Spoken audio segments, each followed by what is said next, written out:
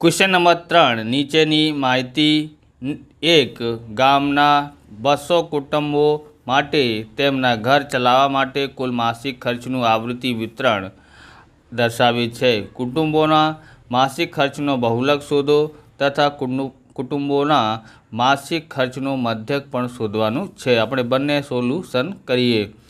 તો આમાં આવૃત્તિમાં જે સૌથી મોટી આવૃત્તિ કઈ છે? તો સૌથી મોટી આવૃત્તિ આ છે. આ આપણું થઈ ગયું F1, આ આપણું F1 અને આ જે છે એના ઉપર F0 થઈ જશે અને આ જે છે F2 થઈ જશે. અને આ જે વર્ગ છે એને બહુલકી વર્ગ કહેવામાં આવે છે. પરીક્ષામાં પૂછાય છે દર વખતે. એટલે બહુલકી વર્ગ કોને કહેવાય છે? બરાબર. તો આ સૌથી મોટી આવૃત્તિના સામેવાળું વર્ગ હોય છે એ બહુલકી વર્ગ કહેવાય છે. એમાં સૌથી આગળના જે સંખ્યા હોય છે એને આપણે L કહીએ અધરસીમાં. ઓકે. હવે એને સોલ્યુશન આપણે કરીએ. તો અહીં આપણે જોયું છે ક્વેશ્ચન નંબર 3. ઓકે. એમાં F1 કેટલું હતું? F1 આપણી પાસે હતા 40. ઓકે. અને F0 કેટલા હતા? F0 24 હતા અને F2 કેટલા હતા? તે 33 હતું. ઓકે. પછી આપણી પાસે L કેટલા હતા? L એટલે કે કેટલા હતા? તો એ હતા આપણી પાસે L 1500. ઓકે. કેટલા હતા? 1500 હતા. અને H એટલે વર્ગ કેટલાનું અંતર છે? તો 500નું અંતર છે. વર્ગ લંબાઈ કેટલા થશે? 500 થશે. અને Z બરાબર શું છે? L plus F1 minus F0. આવી રીતે અહીંયા F1 માઇનસ F0 પછી માઇનસ જે બાકી રહી ગયું છે એ કોણ બાકી રહ્યું છે? F2. 2 અહીંયા આવ્યું છે તો 2 અહીંયા પણ આવી જશે. આવી રીતે મોડે થઈ જશે તમારે સૂત્ર. ઓકે. ગુણાકારમાં H. હવે L બરાબર કેટલા છે? L બરાબર 1500 છે. F1 કેટલું છે? F1 આપણી પાસે 40 છે. F0 કેટલું છે? 24 છે. ઓકે. અહીંયા 2ની જગ્યાએ 2 અને F1 જેટલું છે એટલે અહીંયા 40 માઇનસ F0 કેટલું છે? F0 છે 24 માઇનસ F2 કેટલું છે? 33. ઓકે. અને આ કેટલું છે? 500 બરાબર 1500 પ્લસ આમાંથી આ વાત કરીએ તો અહીંયાથી એક લઈએ 10, 10માંથી 4 વાત કરીએ તો 6 થઈ જશે. અહીંયા રહી ગયા 3, 3માંથી 2 વાત કરીએ તો 1 રહી જશે. 16 થયા. ઓકે. હવે 40 દુ 80 થઈ જાય. આ બંનેનો સરવાળો કરીએ કેમ કે બંને માઇનસની છે. એક જેવું નિશાન હોય તો પ્લસ કરવાનું છે. 3 અને 4 7 થઈ ગયા. 3 અને 2 6 થઈ ગયા. ઓકે. 5 થઈ ગયા. સોરી, કેટલા થઈ ગયા? 5 માઇનસ. ઓકે. પછી અહીંયા 500 છે. ઓકે. હવે 1500 પ્લસ ગુણાકાર કરીએ આપણે 16 પંજા 80. 16 પંજા 80. કેટલા જીરો છે અહીંયા? 2 એટલે 2 જીરો લખી કાઢો. પછી અહીંયા આમાંથી આ વાત કરીએ. અહીંયાથી એક લઈએ 10, 10માંથી 7 વાત કરીએ તો 3. ઓકે. કેટલા આવ્યા? 3. અને અહીંયા રહી ગયા 7, 7માંથી 5 વાત કરીએ તો 2, 23 આવ્યા છે. ઓકે. અહીંયા તમે એનું ભાગાકાર આપણે કરીએ કેટલા થશે એ જોઈએ. અહીંયા 8000 છે. ઓકે. 8000 અહીંયા 23. ઓકે. 23 સિક્કા તો 23નું કેટલા વખત વાંચીએ ઘડિયા તો આવે છે 80ના. બરાબર. 23 તરી 69 થાય છે 3 વખત. કેટલા વખત? 3 વખત. એટલે અહીંયા એક લઈએ તો 10 થઈ ગયા. 10માંથી 9 વાત કરીએ તો 1. અહીંયા રહી ગયું 7, 7માંથી 6 વાત કરીએ તો કેટલા થશે? 1. અહીંયા થઈ જશે 0. હવે 30 ચોક 92 થશે. ઓકે. અહીંયા 10માંથી 2 વાત કરીએ તો 8. અહીંયા પણ 10માંથી 9 વાત કરીએ તો 1. એટલે હવે આ 0 થઈ ગયું, આ 0 થઈ ગયું. હવે આ 180. હવે કેટલી વખત વાંચવાનું છે તો એ જોઈએ આપણે. 23 સત્તા 161 થાય છે. 23 સત્તા 161. અહીંયા લખીએ આપણે. એક એનાથી લઈએ 10, 10માંથી 1 વાત કરીએ તો 9. અહીંયા રહી ગયું 7, 7માંથી 6 વાત કરીએ તો 7માંથી 6 વાત કરીએ તો 1 આવે છે. હવે અહીંયા 1માંથી 1 વાત કરીએ 0. તો અહીંયા એ કેટલા થયા? 190. ઓકે. અને પછી 23 8 184 થાય છે 8 વખત. આ 0 આપણે મૂક્યું છે પોઈન્ટ પછી. ઓકે. પોઈન્ટ મૂકીને ત્યારે 0 મૂકી શકાય. તો કેટલા વખત વાંચ્યું છે? 8 વખત. ઓકે.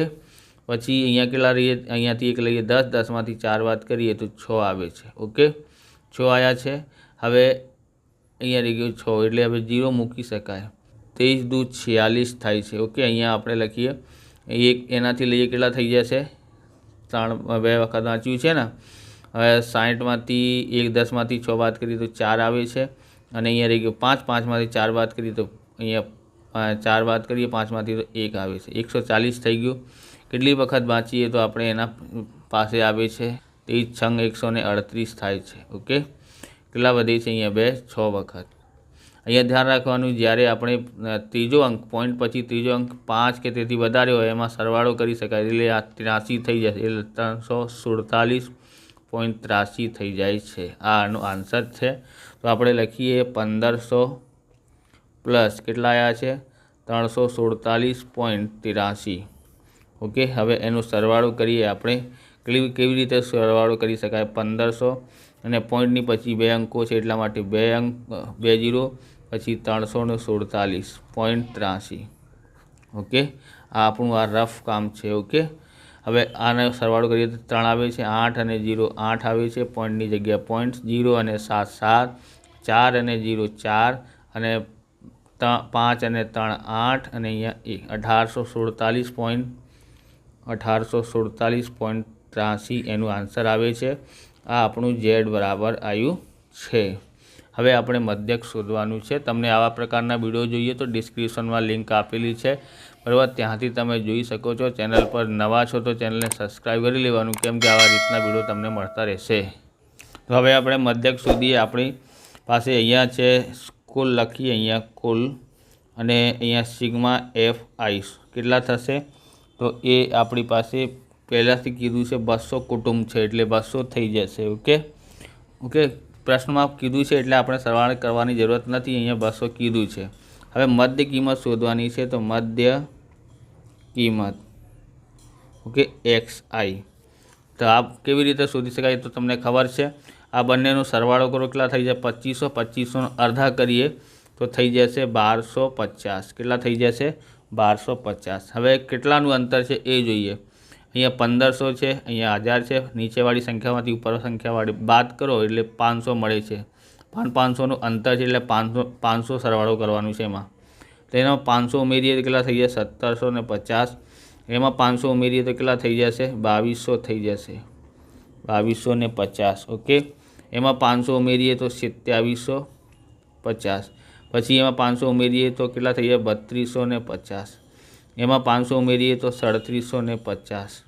એમાં 500 ઉમેરીએ તો 4250. એમાં 500 ઉમેરીએ તો કેટલા થઈ જશે? 4750. ઓકે, હવે તે વચ્ચેની કિંમત કઈ છે? તો એ આપણે જોઈએ. તો આ બંને વચ્ચે તો આપણે આને ધારી લઈએ.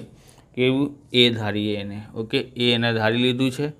હવે આપણે શોધવાનું છે અહીંયા UI એટલે XI માઇનસ A/H. એના સામે શું લખી શકાય? 0. શું લખી શકાય? 0. અહીંયા માઇનસનું 1, અહીંયા માઇનસનું 2, અહીંયા માઇનસનું 3. એની સામે 1, અહીંયા 2, અહીંયા 3, અહીંયા 4. ઓકે, અહીંયા સરવાળા કરવાના નથી. પછી અહીંયા આપણી પાસે થશે FI UI. પગ વિચલનની રીતે આપણે ગણીએ છીએ. સૌથી સરળ પદ્ધતિ એ જ છે. હવે ગુણાકાર કરીએ. અહીંયા છે 24 તરી 72 થાય છે. 40 દુ 80 થઈ જાય છે. 40 દુ 80. 33 એકા 33 થઈ જાય. ઓકે, 28 ગુણ્યા 0 કરીએ તો 0 થઈ ગયું. 30 એકા 30. 22 દુ 44 થાય છે. અને 16 તરી 48 થાય છે. 7 ચોક 28 થાય છે. ઓકે, હવે જોઈએ તો મોટી સંખ્યા કઈ છે? પ્લસની થશે કે માઇનસની થશે? તો માઇનસની મોટી સંખ્યા થશે, કેમ કે અહીંયા 80 72 છે એટલા માટે.